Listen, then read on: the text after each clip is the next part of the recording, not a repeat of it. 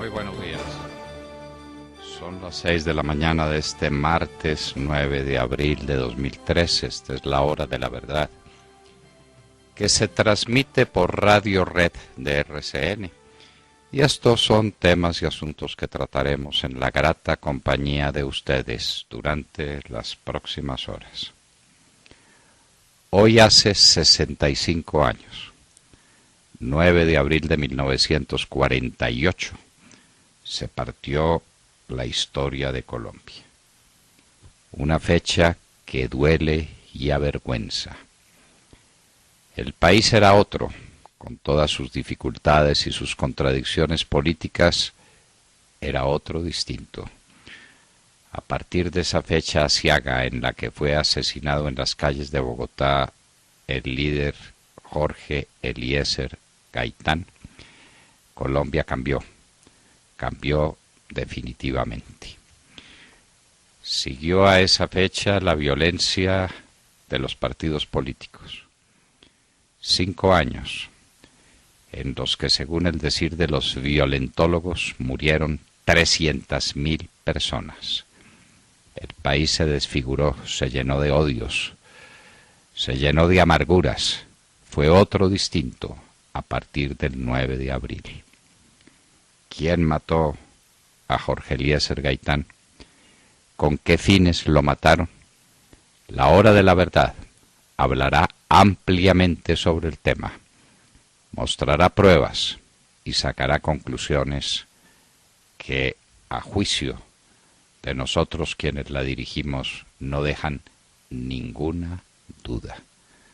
Gaitán, una víctima del comunismo internacional.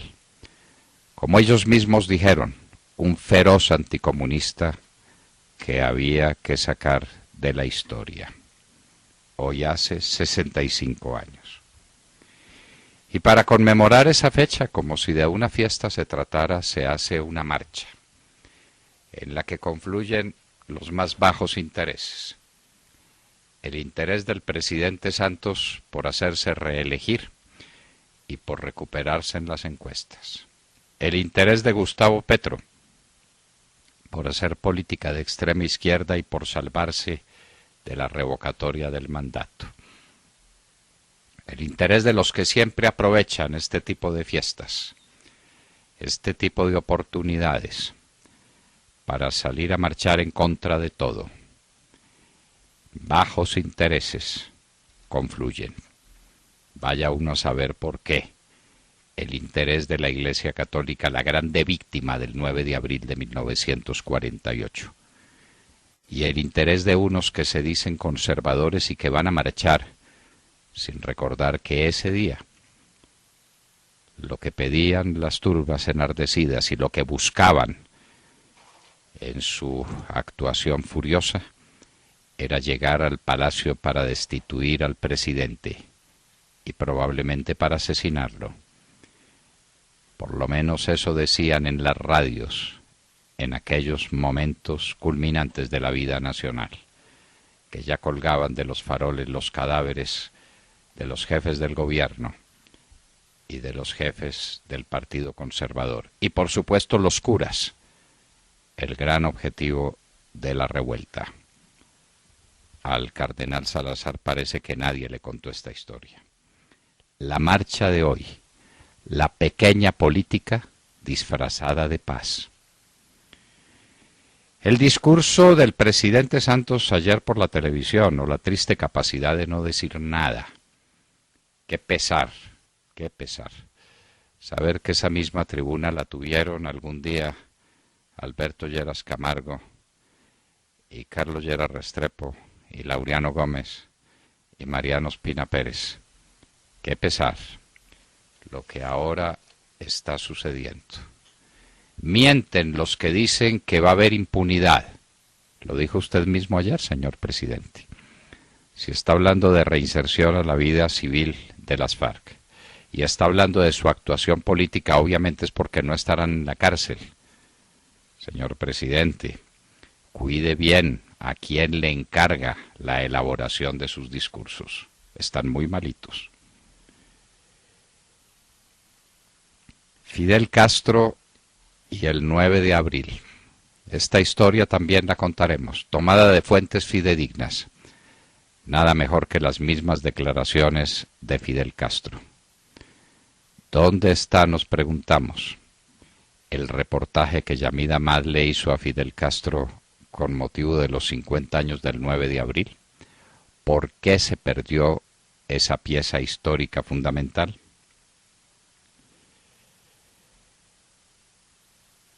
La turba de aquella época se lanzó contra el gobierno, contra el conservatismo, contra la Iglesia, contra todo y contra todos.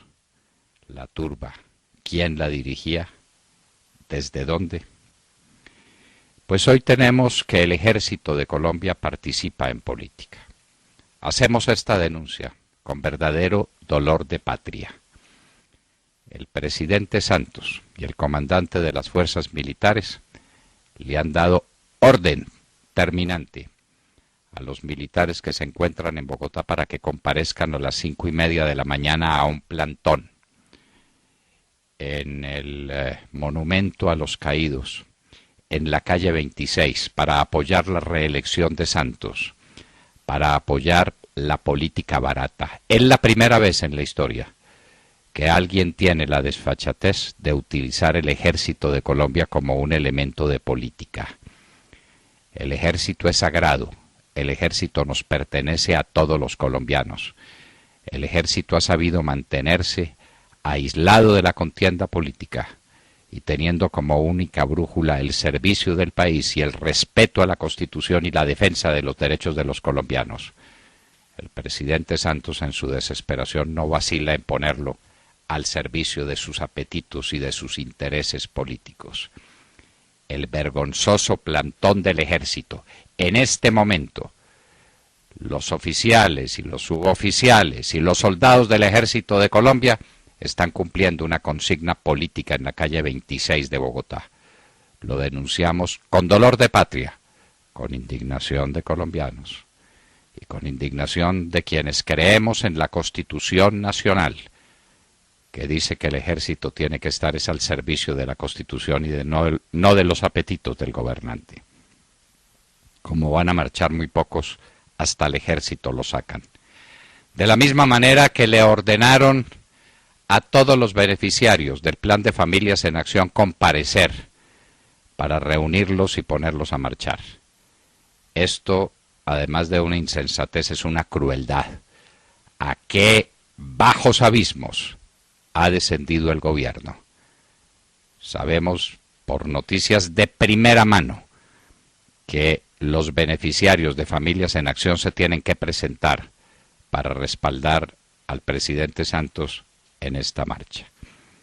Una marcha en la que desde luego no participará nadie que crea en la Constitución política, que respete la historia del país, que no esté de acuerdo con esta trampa que el gobierno nacional y el gobierno distrital le hacen a la nación, hablando de paz, una paz maquillada, embustera y mentirosa, que se busca por el peor de los caminos.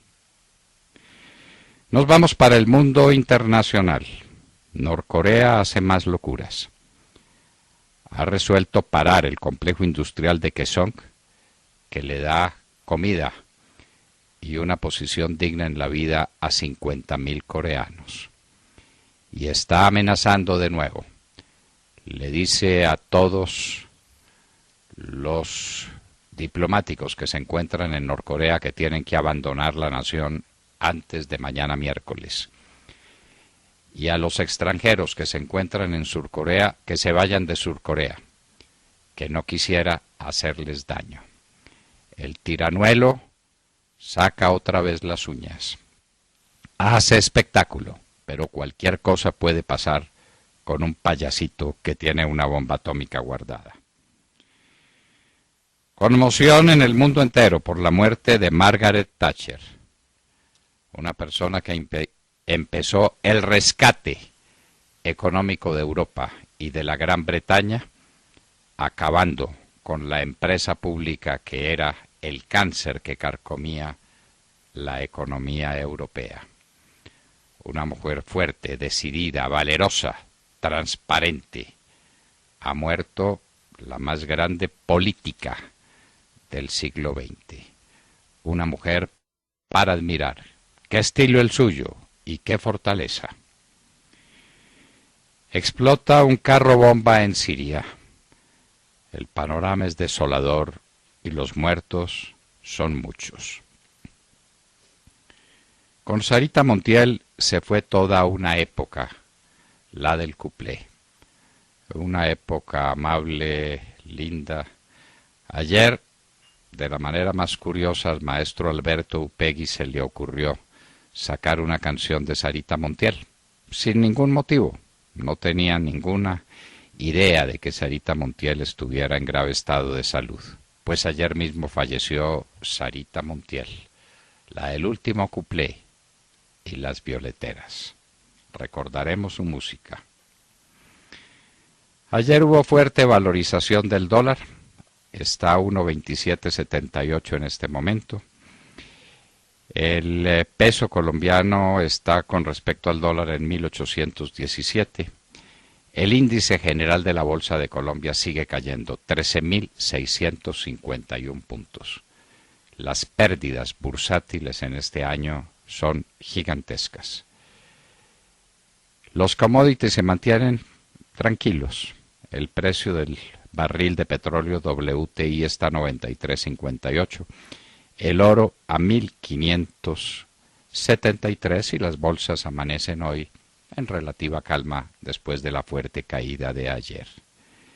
Vuelve a volar el Boeing 787 después de los remedios técnicos que se presentaron a los problemas que ponían ese gigante del aire en riesgos de una conflagración.